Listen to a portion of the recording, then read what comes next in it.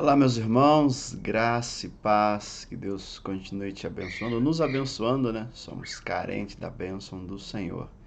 E que Ele então continue nos direcionando a cada dia, em especial nesse tempo que temos passado aí em 2 Samuel. Que o Senhor possa continuar nos direcionando em todo momento, a cada instante. E que a nossa confiança, eu creio que a confiança é algo fundamental para as nossas vidas, porque a vida nos proporciona os momentos bons, como também existem momentos ruins, momentos difíceis, onde nós podemos dizer que a tempestade chega.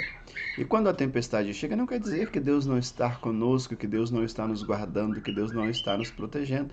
Pelo contrário, Deus continua agindo.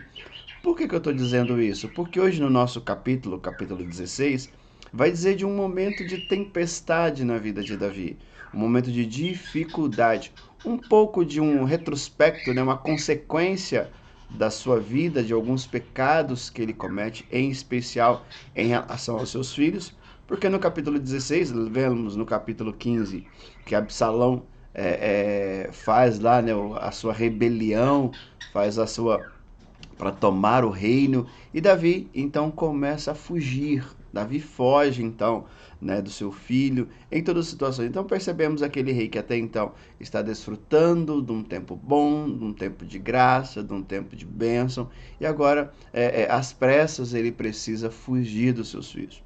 Foram consequências dos seus atos? Sei. Uma coisa que nós sabemos que todos os atos de Davi, todos os pecados de Davi, Deus o perdoou. Deus o manifestou da sua graça, mas às vezes as consequências ficam, aquilo que nós plantamos, querendo ou não, precisamos colher, né? Alguns vão dizer que são algumas colheitas malditas, e a gente precisa finalizar isso, né? Tirar isso. Então aqui nós percebemos, mas o que me chama mais atenção nesse texto é que Davi foge, vai acontecendo algumas coisas nesse percurso dele fugindo, e vamos ver que o percurso ainda continua dessa sua fuga. Davi se encontra novamente em fuga, né? Houve isso com Saul, agora com seu filho Absalão. Mas nesse percurso, nessa trajetória dele buscar um lugar seguro, aparece um homem, né, que a Bíblia vai dizer aqui, que começa a amaldiçoar o rei. Né? Vemos aqui a partir do versículo 5, que diz que se meio amaldiçoa Davi.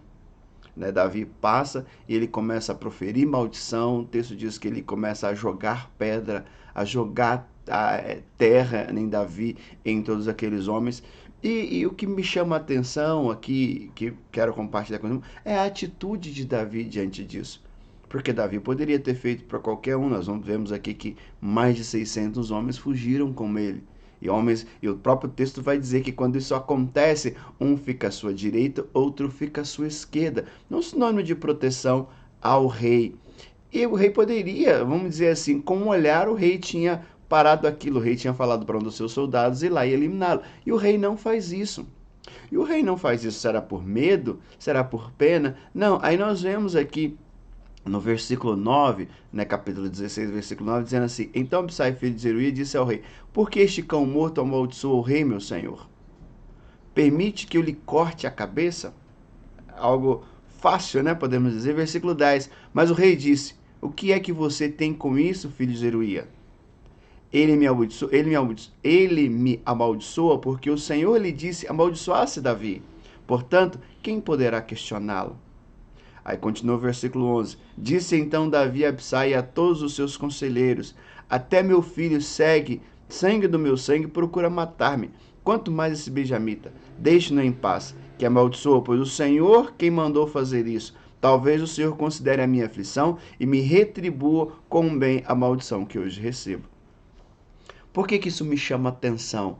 Porque Davi diz: Deus o quis, Deus o permitiu, Deus o fez. Mais uma vez, nós percebemos Davi, no momento difícil, no momento de tribulação, no momento de tempestade, ele entende que a mão de Deus continua sobre a sua vida, sendo ela para provação, sendo ela para pesar a mão sobre ele, para castigá-lo. Ele entende isso, como também a própria mão de Deus que castiga, que disciplina, é o Deus que abençoa. O próprio Deus que de repente pode amaldiçoar, levantar, né, aqui um meio para amaldiçoar, é um Deus também que pode vir com bênção sobre a vida dele.